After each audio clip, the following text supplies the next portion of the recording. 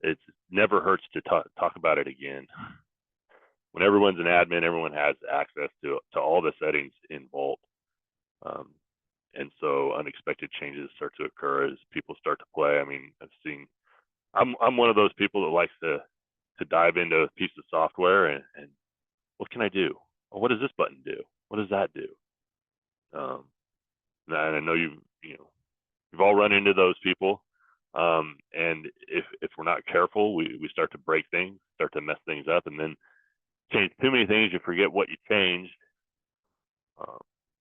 So yeah, it's important that we assign specific roles to our users and groups to maintain a nice, clean Vault environment. To keep engineering and manufacturing, rolling. We don't want to try to avoid stopping people from being able to access the files or giving them too much access, depending on their role within the company.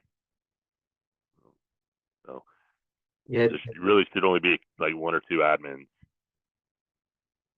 Yeah, exactly. And it's one of those things. Yeah, we touched on it in one of the previous topics, but it's one of the things you'd be surprised how often it happens when we go in.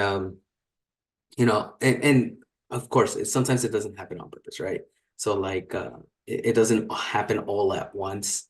Maybe you do have one admin, and then somebody requests saying, "Hey, like I want to start making my own um, test workflows and test these properties kind of things. Can I be admin?" And a couple months later, somebody else does it. We never remove it from the original person.